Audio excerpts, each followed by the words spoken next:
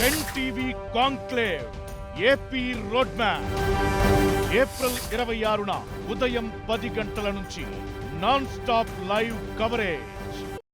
లాభదాయకమైన పంటల ఉత్పాదకత కోసం భూసార పరీక్ష ఓ మంచి సాధనం.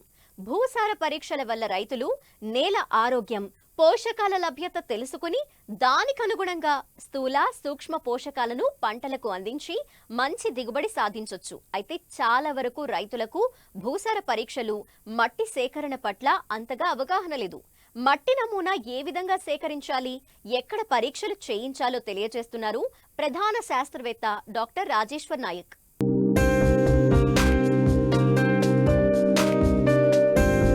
సాగు విషయంలో రైతులు విచక్షణారహితంగా వ్యవహరించవద్దు. తమ వ్యవసాయ భూమికి ఎలాంటి ఎరువులు వాడాలో తెలుసుకుని అందుకు అనుగుణంగా ముందుకు సాగాలి. భూసార పరీక్షలు చేయించుకోవడం వల్ల వ్యవసాయం ఆశాజనకంగా ఉంటుంది. ఎక్కువ దిగుబడి వచ్చి లాభాలు గడించవచ్చు. అడ్డగోలుగా ఎరువులు వాడడం వల్ల భూమి నిస్సారమవుతుంది. భవిష్యత్తులో పంటలకు పనికి రాకుండా పోతుంది. భూమిలో ఏ పోషకాలు ఎంత మోతాదులో ఉన్నాయో తెలుసుకునేందుకు భూసార పరీక్షలు అవసరం. భూసార పరీక్షల ఆధారంగా సాగు చేయాలి. సాగు భూమి నుంచి తీసిన మట్టి నమూనా సేకరణకు ప్రస్తుతం అనువైన సమయం. అయితే భూసార పరీక్షల కోసం మట్టిని ఏ విధంగా సేకరించాలో రైతులకు తెలియజేస్తున్నారు బెల్లంపల్లి కృషి విజ్ఞాన కేంద్రం కోఆర్డినేటర్ డాక్టర్ రాజేశ్వర్ నాయక్. భూసార పరీక్ష చేయించుకోవడానికి ఇదే సమయం కాబట్టి రైతులు వారి పొలంలో మట్టి నమూనాలు సేకరించి భూసార పరీక్ష చేసుకోవాలి. ముఖ్యంగా మనం భూసార పరీక్ష ముఖ్య ఉద్దేశం చూసుకున్నప్పుడు సాధారణంగా నెలలో సహజంగా ఉన్న పోషకాల స్థాయిని తెలుసుకొని మనం ఎలాంటి పంటలు వేయాలి, అదేవిధంగా ఏ పంటలకు ఎలా ఎరువుల మోతాదులు, ఎంత మోతాదులో ఎరువులు వేసుకోవాలి అనే విషయాలు మనకు తెలుస్తాయి. ఇది కాకుండా రెండవది ఏంటంటే మనం ఆ నెల చౌడు నెలన్నా, ఆమ్ల నెలన్నా, ఒకవేళ చౌడు నెల అయితే మనం ఎలాంటి పనులు చేపట్టాలి, ఏ రకంగా చౌడును మనం తగ్గించుకోవాలి. ఆమ్ల భూమి అంటే అందులో ఉదయం సూచిక తక్కువ ఉన్నప్పుడు మనం ఏ రకంగా దానికి ఎలాంటి పంటలు వేసుకోవాలి, ఏ రకంగా ఆ ఆమ్ల భూమిని మనము యజమాని పద్ధతులు పాటించి సరైన నెలగా మార్చుకోవాలి అనే విషయాలు తెలియడం కాకుండా తద్వారా ఏంటంటే ఈ ఆమ్ల గుణమా, క్షార గుణమా, ఆ గుణం తెలిసిన తర్వాత వాటిలో అధిక దిగుబడి పంటను ఏ రకంగా మనం సాధించుకోవాలి, ఏ రకంగా పంట దిగుబడి పొందాలి అనే విషయాన్ని మనం తెలుసుకోవడానికి భూసార పరీక్ష చేసుకోవాలి. అయితే ముఖ్యంగా భూసార పరీక్ష చేసుకునేటప్పుడు ముఖ్యంగా మట్టి నమూనా సేకరణ అనేది చాలా ప్రాముఖ్యత కలిగి ఉంది. మట్టి నమూనా సేకరణనే చాలా జాగ్రత్తగా తీసుకోవాలి. సాధారణంగా ఒక ఎకరం పొలంలో రైతులు ఒక ఎకరం పొలంలో కావచ్చు, ఒకే రైతు 10 ఎకరాల పొలాల్లో ఆ పొలం ఆ నెల స్వభావం ఒకే రకంగా, నెల రకం ఒకే రకంగా ఉన్నప్పుడు కూడా 10 ఎకరాల్లో కూడా 10 నుంచి 12 చోట్ల మట్టి నమూనా సేకరించుకోవచ్చు.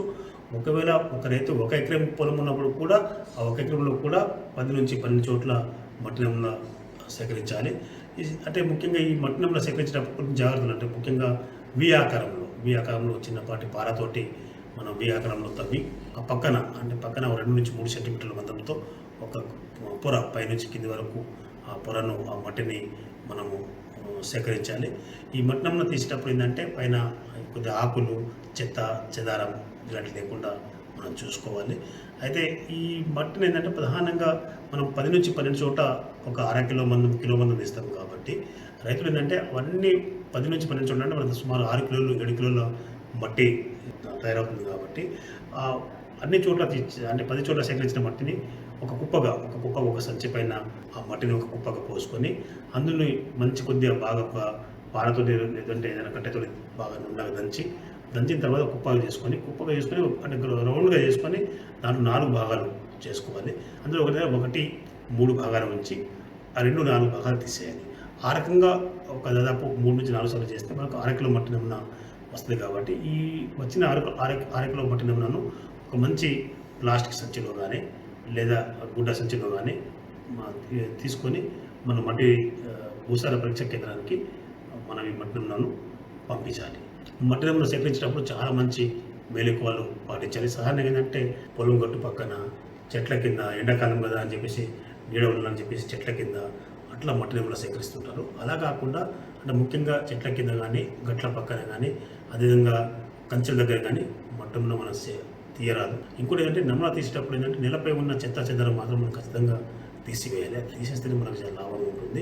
ప్రధానంగా ఏంటంటే ఈ మే మాసం అనేది ఏంటంటే మనకు ఖచ్చితమైన భూసార పరీక్షకు సంబంధించి ఖచ్చితమైన మనకు రిజల్ట్ రావాలా, ఖచ్చితమైన మన ఫలితాలు రావాలా. తద్వారా ఏంటంటే మనం సరైన మొత్తంలో మనం ఎరువులు వేసుకోవాలి అని అనుకున్నప్పుడు ఏంటంటే ఈ మే మాసం అనేది చాలా కరెక్ట్ అంటే ఖచ్చితమైన సమయం కాబట్టి మనకి ఇలాంటి వేరే ఇతర అంటే మనకు ఖచ్చితమైన ఫలితాలు వచ్చే అవకాశం ఉంది కాబట్టి దీనిని బేస్ చేసుకుని మనం భూసార పరీక్ష ఆధారిత ఎరువులు వేసుకుంటే రైతుకు అంటే ఎంత ఉదాహరణకు నత్రజని ఎక్కువ ఉందనుకోండి, నత్రజని పోషకం ఎక్కువ ఉంటే తక్కువ ఎంత మొత్తంలో వేసుకోవాలి, భాస్వరం తక్కువ ఉంటే ఇంకా ఎంత మొత్తంలో వేసుకోవాలి, పొటాషియం ఎక్కువ ఉంటే ఎంత తగ్గించుకోవాలి అనే విషయాలు మనకు తెలుస్తాయి. కాబట్టి రైతులు భూసార పరీక్ష ఖచ్చితంగా చేసుకోవాలి. మట్టిని సేకరించిన తర్వాత రైతులు ముఖ్యంగా ప్లాస్టిక్ పేపర్ పైన రైతు పేరు, గ్రామము, ఏ స్థలం నెంబరు, ఇంతకుముందు ఏ పంట వేసారు, మళ్ళీ వచ్చే వర్షాకాలంలో ఏ పంట వేయబోతున్నారు అనే విషయాలకు సమగ్రంగా ఒక చిట్టి పైనను కాగితం పైనను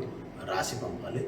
తదనుగుణంగా వ్యవసాయాధికారి కావచ్చు, ఇతర శాస్త్రవేత్తలు కావచ్చు, వారు తదనుగుణంగా మీకు ఎంత మోతాదు ఎరువులు వేసుకోవాలి, డిఏపి అయితే ఎంత మోతాదు వేసుకోవాలి, యూరియా అయితే ఎంత మోతాదు వేసుకోవాలి, అదే పొటాష్ అయితే ఎంత మోతాదు వేసుకోవాలి, సూక్ష్మ పోషక లోపాలు ఉంటే వాటిని ఏ రకంగా సవరించుకోవాలి అనే విషయాలు క్షుణ్ణంగా మీకు చెప్పడానికి ఆస్కారం ఉంటుంది. అదే పండ్ల మొక్కలలో చూసుకుంటే పండ్ల మొక్కలలో మాత్రం భూసార పరీక్ష చేసుకునేటప్పుడు ఏంటంటే పండ్ల మొక్కలు వేయబోయే రైతులు, పండ్ల పంటలు వేయబోయే రైతులు మాత్రం ఖచ్చితంగా వారి పొలంలో ఒక 2 నుంచి 3 ఫీట్ల లోతు గుంత తవ్వుకొని కింది గుంత నుంచి పై గుంత వరకు మట్టిని సేకరించి భూసార పరీక్ష కేంద్రం పంపిస్తే మన నెల ఏ స్వభావం చెందింది, ఏ రకమైన పంటలు వస్తాయి, ఏ రకం పంట పండించుకోవచ్చు అనే విషయాలు మనకు సమగ్రంగా తెలిసే అవకాశం ఉంది. కాబట్టి ఆదాయం రెట్టింపు కావాలంటే దానికి నెలనే ప్రధానం. కాబట్టి భూమి తల్లిని నమ్ముకొని రైతులు భూసార పరీక్ష చేయించుకోవాలని నా యొక్క విన్నపం. పొలంలో ఏ పంటలు లేని వేసవి కాలంలో భూసార పరీక్షలు చేయించడానికి అనువైన సమయం. నేల స్థితిగతులను తెలుసుకుని అవసరం మేర ఎరువులను వాడుకోవడం వల్ల ఎరువులకు పెట్టే ఖర్చును గణనీయంగా తగ్గించవచ్చు. పరీక్షల ఆధారంగా సూక్ష్మ పోషకాలు అందిస్తే అధిక దిగుబడులను పొందవచ్చు. అంతేకాకుండా ఖరీఫ్కు సిద్ధమయ్యేందుకు రైతాంగం ఇప్పుడే అన్నీ సిద్ధం చేసుకుంటే తొలకరి నాటికి సునాయాసంగా విత్తనాలను విత్తుకోవచ్చు.